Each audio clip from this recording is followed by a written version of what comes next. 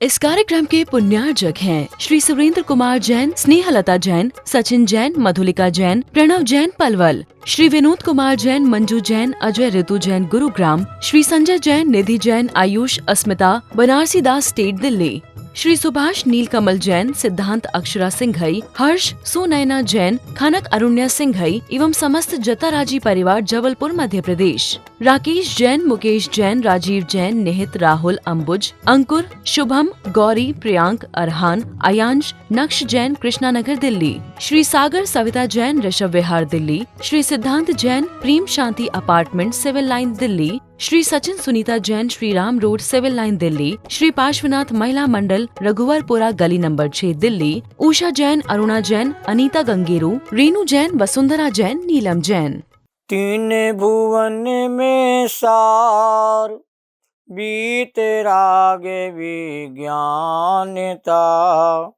शिव स्वरूप शिवकार, नमः त्रियोग समार के। छहढाला ग्रंथ का स्वाध्याय यहाँ पर चल रहा है। छहढाला ग्रंथ की दूसरे नंबर की ढाल में अगृहीत मिथ्या दर्शन का स्वरूप सबसे पहले बताया गया है। मिथ्या छूटे बिना भव भ्रमण नहीं छूटता। बाहर से स्वस्थ दिखाई देने पर अंदर में मिथ्यात्व रूपी कैंसर जैसी महा बीमारी पनप रही है और बाहर से धर्मात्मा जैसा दिखाई जीव देता है और अंतर में आत्मा में मिथ्यात्व का जहर कहते पुष्ट होता रहता है। जीवादि तत्वों की सच्ची श्रद्धा जीव को आज तक नहीं हुई है। जीव और अजीव की भिन्नता का भान भी आज तक नहीं हुआ है। शब्दों में हो गया है, कहने में हो गया, पर यथार्थ में वो भानता भिन्नता की बात भाषित नहीं हुई है।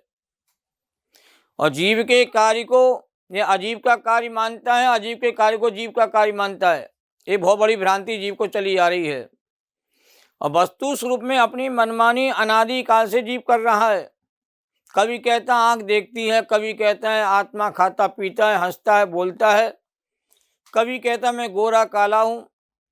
जानना और देखना तो जीव का लक्षण है और जगत को देखने जानने में आंखें आदि निमित्त हैं। देखने वाला तो आत्मा ही है। तो पादान के काम को शरीर का काम बताना यही तो भूल है। मैं गोरा हूँ काला हूँ या गोरा काला तो पुद्गल अजीव तत्व है, उसे जीव का बताता है, यही मिथ्यात्व है। सही तत्व ज्ञान जीव को है ही नहीं। इसलिए छहढाला में जो मिथ्यात्व की जड़ें जो अंदर ही अंदर से मजबूत हो रही हैं, फैली हुई हैं, उसी का ज्ञान यहाँ कराया जा रहा है। असली बीमारी नहीं पकड़ेंगे तो कितने ही डॉक्टर दवाई बदल लेना, उससे कोई लाभ नहीं होता है। अभी तक जीव अजीव आत्मा बंद और संवर्त संबंधी भूल को सरलता से समझाया गया है। प्रथम तो दुख दूर करने में आपा पर का यथार्थ ज्ञान अवश्य होना चाहिए और आपा पर का ज्ञान नहीं हो तो अपने को पहचाने बिना अपना दुख दूर कैसे करें। तो अभी संवर्त तत्व के संदर्भ में बहुत सुंदर चर्चा हुई थी। संवर्त तत्व क्या है ये समझना बहुत जरूरी है। आश्रयों के निरोध को संवर कहते हैं और संवर आनंददायक है, सुखदायक है। पर जो आनंद सुखदायक संवर है उसको ये जीव अनादि काल से कष्टदायक मानता रहा है। इसलिए संवर तत्व की भूल में कहा आत्महित हेतु विराग ज्ञान, ते लखे आपको कष्ट दान। तो आत्मा का हित तो ज्ञान वैराग के माध्यम से होता है और ज्ञान वैराग की शक्ति आत्मा के लिए कल्याणकारी होती है। और ज्ञान वैराग में जो डूबे हुए महामुनिराज होते हैं वो संवर को प्राप्त होकर के असंख्यात गुणी कहते कर्मों की निद्रा करते हैं। संवर का स्वरूप इसी छहढाला ग्रंथ में 5वें नंबर की ढाल में बहुत मार्मिक ढंग से बताया है। जिन्हें पुण्य पाप नहीं कीना, आत्म अनुभव चेत दीना, तिन्हें ही विधि आवत रोके, संवर लई सुख अवलोके। जो महान आत्माएं पुण्य पाप से दृष्टि हटा करके और जो महान आत्माएं कहते हैं अपने आत्मा के अनुभव में अपने चित्त को जोड़ लेते हैं, इसी विधि से कहते हैं कर्मों का आना रुकता है और जब संवर की प्राप्ति होती है और अत्यंत सुख का रसास्वाद जीव को होता है। हमारे महामुनिराजों को, ज्ञानियों को, धर्मात्मा को कभी भी संवर की साधना उनके लिए कभी कष्टदायक कहते अनुभव में नहीं आती है। ज्ञान वैराग के आनंद में कहते ज्ञानी पुरुष कहते झूलते रहते हैं। तो इसी विधि से कर्मों का आना रुकता है। जब आत्मा आत्मा का अनुभव करता है, आत्मा आत्मा की अनुभूति करता है, इसी विधि से कहते कर्मों का आना रुकता है और संवर की प्राप्ति सुख का कहते हैं आनंद जी को प्राप्त होता है। हमारे मुनिराज ऐसे महान पुरुष हैं जो बाहर से कष्ट की भूमिका में दिखाई देते हों पर अंदर से उन्हें कष्ट का अनुभव नहीं होता है। वो सारे मुनिराज कहते हैं वनों में, जंगलों में, गुफाओं में रह करके वो परमानंद की अनुभूति अंतरंग में करते हैं। गज कुमार मुनिराज को वो सिगड़ी जला दी, मुनिराज दुखी नहीं हो गए। मुनिराज अपनी आत्मा की आराधना में लीन होकर के आनंद का अनुभव करते हैं। ऐसे सियाल नहीं खा रही, शेर नहीं खा रही है। पांचों पांडव को जलते हुए कड़े पहना दिए और ये सभी महान पुरुष कहते हैं आत्मा की आराधना में तल्लीन होकर के कर्मों का क्षय करते हुए और मोक्ष को प्राप्त हो जाते हैं। इसलिए संवर की दशा कभी भी कष्टदायक नहीं है। ज्ञान वैराग का मार्ग सबके लिए सुखदायक है, किसी के लिए दुखदायक नहीं है। ये बात समझेंगे तो संवर तत्व का यथार्थ ज्ञान होगा, क्योंकि संवर तत्व से ही धर्म की सच्ची शुरुआत होती है। अब निजरा तत्व की बात प्रारंभ होती है। निजरा कहते किसे हैं, निजरा का स्वरूप क्या है और निजरा के संदर्भ में जीव के द्वारा क्या भ्रांति हो रही है, उसका बड़ा रोचक वर्णन कहते हैं यहाँ दौलत कवि ने आदि पंक्ति में किया है। देखिए, लोके न चाहे निजी शक्ति खोल, यह जीव आत्मा की शक्ति को भूल करके, खो करके इच्छाओं को रोक नहीं पाता है और इच्छाओं को रोकेगा नहीं तो तप नहीं होगा और तप नहीं होगा तो निद्रा नहीं होगी। इच्छाओं के निरोध को तप कहा गया है। इच्छा निरोधस तपः, इच्छाओं का निरोध ही, इच्छाओं का नहीं होना, इच्छाओं का रुक जाना, इच्छाओं का अभाव हो जाना, इसको ही तपस्रण कहते कहा गया है। इच्छाओं की पूर्ति में सुख नहीं है, इच्छाओं के अभाव में सुख है। इस स्लोगन सबने पढ़ा होगा, यदि शांति की इच्छा है तो इच्छाओं का त्याग करो। इच्छाओं का त्याग करेगा तो ही अंतरंग भगवान आत्मा का तुम्हें कहते दर्शन होगा, उसकी अनुभूति होगी, तभी संवर भी होगा और पुराने बंधे हुए जो कर्म हैं वो उनकी कहते असंख्यात गुणी कहते निद्रा भी होगी। तो बिना निद्रा के कहते हैं मोक्ष नहीं होता, संवर के बिना निद्रा नहीं होती, निद्रा के बिना मोक्ष नहीं होता। शुभाशुभ कर्मों का आना जब रुक जाता है तब संवर हुआ और संवर होते ही कहते हैं जीव को कहते हैं पुराने बंधे हुए कर्म हैं उनका कहते हैं निर्जरित होना प्रारंभ हो जाता है।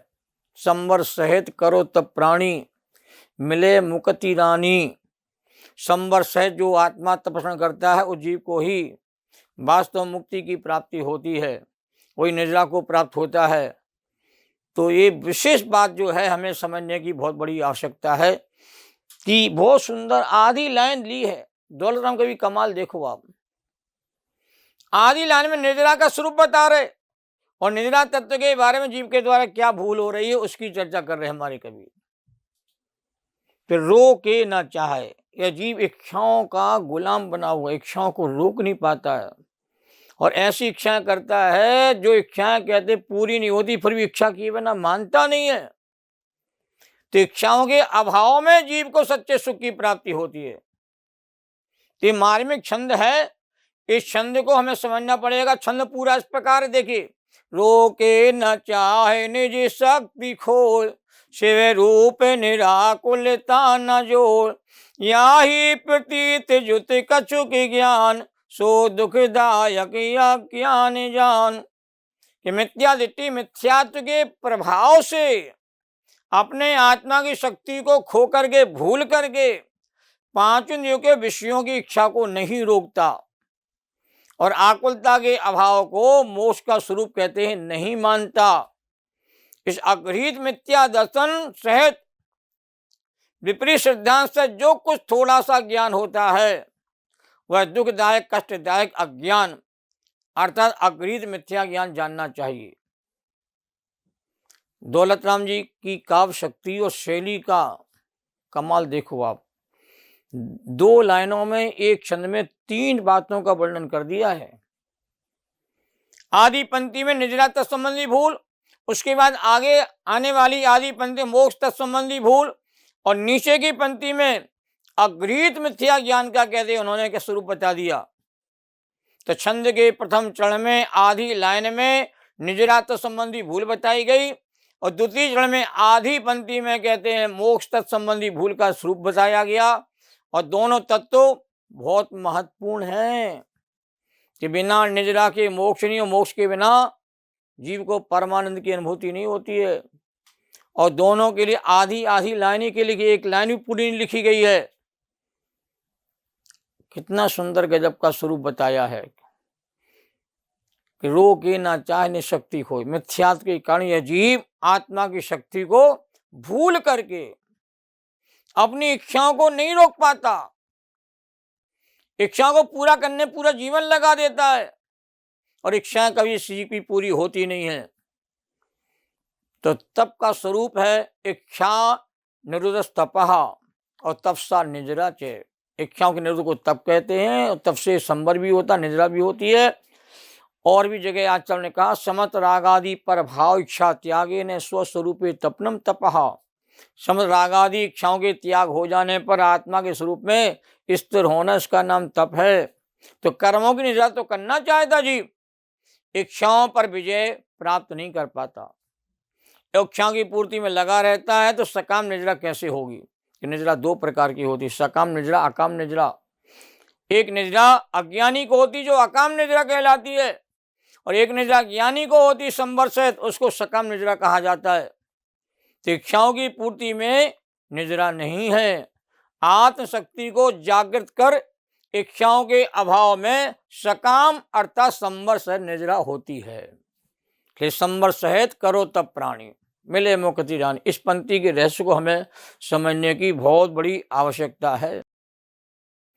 जब आत्मा की परिपूर्णता का, अनंत शक्तियों का, आत्म वैभव का बोध हो जाता है, उसका अनुभव होने लगता है, तो इच्छाएं होती नहीं है, इच्छाएं शांत हो जाती हैं।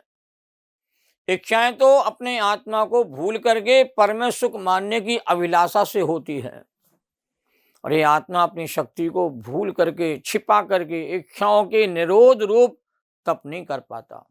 और तप पकने की प्रयोगशाला है। जो तपता नहीं है वह पकता नहीं है।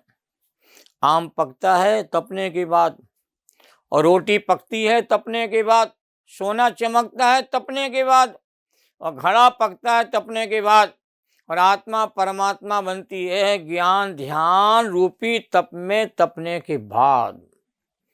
कर्म क्षयार्थम तप्यते तपा।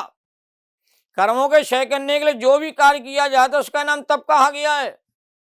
और व्यवहारिक जीवन में प्रतिकूलताओं में शांत रहना, अनुकूल में सारी दुनिया शांत रहती है, प्रतिकूलता में कहते हैं शांत नहीं रह पाती है।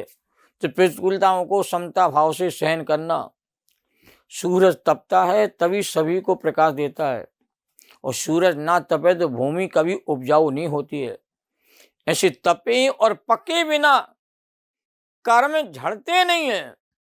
जो कर्म आत्मा ने अज्ञानता बांध ली है उन कर्मों को हटाना भी जरूरी है, तब तो मुक्ति होगी। संपूर्ण कर्मों के क्षय होने पर मोक्ष होता है। तो एसी में रोटी नहीं पक सकती है तो एसी में बैठ के कर्मों की असंख्यात गुणी निद्रा भी नहीं हो सकती है। कर्मों की निद्रा करने के लिए हमें कहते हैं वनों में, एकांत स्थान में, गुफाओं में बैठ करके हमें ध्यान लगाना पड़ता है, और हमारे सारे मुनिराज संवेद सागर से मोक्ष गए हैं, बहुत गिरनार पर्वत से गए हैं, कोई सोनागिर से मोक्ष गया है। सब पहाड़ों पर रह करके ही ध्यान लगा करके उन्होंने कहते संपूर्ण कर्मों की निद्रा करके मुक्ति को पाने का महान पुरुषार्थ किया है। तो हमें इच्छाओं को सबसे पहले शांत करना होगा, आत्मा की शक्ति को जगा करके। ये बात बहुत महत्वपूर्ण है। रोके ना चाहे, चाहे माने क्या, किसे चाहे कहते हैं? तो इंद्रिय और मन से उत्पन्न संसार बार्धिक इच्छाओं की पूर्ति को या लालसाओं की पूर्ति को, अभिलाषा आदि को चाहे कहा जाता है। और इच्छाओं का निरोध तप है, और सुतप से संवर सहित कर्मों की निद्रा भी होती है। कर्मों का एक दिशा होना निद्रा कहलाता है। सकाम और अकाम निद्रा के दो प्रकार के भेद कहते कहे गए हैं। इसी ढाल में 5वें नंबर की ढाल में कहा है, इसी 6 ढाला ग्रंथ में, कि निज काल पाय विधि झरना, तासो निज काज न सरना। तब करी जो कर्म खपावे, सोई शिव सुख दर्शावे। इस समय पर कर्म उदय में आते फल देके चले जाते। ऐसी अकाम निद्रा से किसी प्रकार का लाभ नहीं होता है। ज्ञान ज्ञान तप में लीन होकर के जो कर्मों का क्षय होता है और नए कर्म बनते नहीं है, उससे जीव को मोक्ष सुख की प्राप्ति होती है। तो सांसारिक कार्यों में ज्ञानादि शक्ति का उपयोग जीव करता है, और आत्मा हित के लिए, मंदिर जाने के लिए, स्वाध्याय के लिए, ध्यान आदि के लिए अपने स्वास्थ्य का बहाना लगाता है। यही निद्रा तत्व के बारे में जीव की भूल चली आ रही है। इसलिए कहते भूत को भूल जाओ और भूता चेतन आत्मा की शक्ति को पहचान करके आत्मज्ञान और ध्यान में तल्लीन होकर के सकाम निद्रा करना ही जीवन का लक्ष्य होना चाहिए। क्योंकि सकाम निद्रा के बल पर ही यह जीव मोक्ष को प्राप्त करता है। सकाम निद्रा का नाम अविपाक निद्रा भी है, और अकाम निद्रा का नाम सविपाक निद्रा भी है। क्योंकि निद्रा तो निगोदीय जीव को भी होती है। हर जीव के कर्म का उदय आता है। कर्म का उदय आने पर कहते हैं वो कर्म ढल जाता है, और उसी काल में अज्ञानी प्राणी कहते हैं अनंत कर्मों का बंधन उसी समय और करता है। तो ऐसी अकाम निद्रा जीव के लिए किसी काम की है ही नहीं है। जो निद्रा कहते हैं संवर के साथ होती है, आत्मा की अनुभूति के साथ होती है, आत्मा की प्रतीति के साथ होती है, स्वानुभव के बल पर होती है, वही निद्रा जीव के लिए कल्याणकारी है। क्योंकि वह निद्रा नए कर्मों को बांधने से रोकती है, और वह निद्रा कहते हैं पुराने बंधे हुए कर्मों की असंख्यात गुणी निद्रा हर समय जीव करता रहता है। तो संवर सहित जो निद्रा है उसको ही कहते हैं असली निद्रा कहा गया है। और वह निद्रा इच्छाओं के निरोध में और आत्मा की शक्ति को पहचानने के बल पर होती है। तभी निद्रा तत्व का सच्चा स्वरूप हमारे ज्ञान में आता है। और जीव कहते हैं निद्रा तो करना चाहता है कर्मों की, और इच्छाओं को रोकना नहीं चाहता है। तो निद्रा तत्व का उस जीव ने सच्चा स्वरूप नहीं समझा है। हम सब लोग निद्रा तत्व के सच्चे स्वरूप को समझ करके, और हम लोग आत्मा की शक्ति को पहचाने। आत्मशक्ति बहुत गजब की है। उस शक्ति का भान जैसे हो जाता है, वो अपने स्वभाव में लीन तल्लीनता को प्राप्त होता है। जैनम जयतु शासनम, सभी साधर्मी जनों को सादर जय जनन। सहजानंदी शोध स्वरूपी अविनाशी में आत्मस्वरूप, ज्ञानानंदी पूर्ण निराकुल सदा प्रकाशित चेतन रूप। द्वादशांग जिनवाणी माता को नमन और वंदन।